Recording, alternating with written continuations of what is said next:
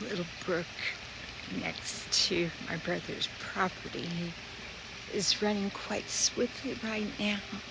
I love the sound of it. Kind of reminds me of my waterfall in my backyard. The girls just found the cat. They got it.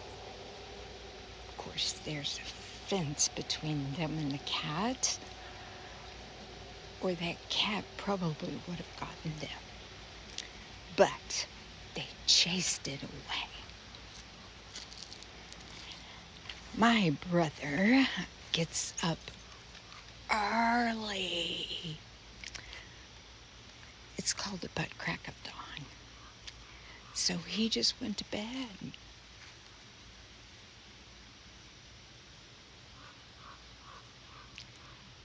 I may have to go to bed early myself tonight, 'cause he wore me out. Mercy.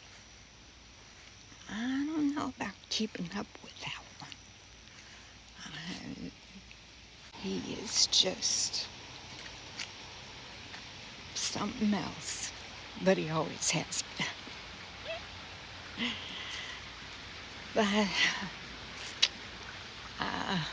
oh, wow.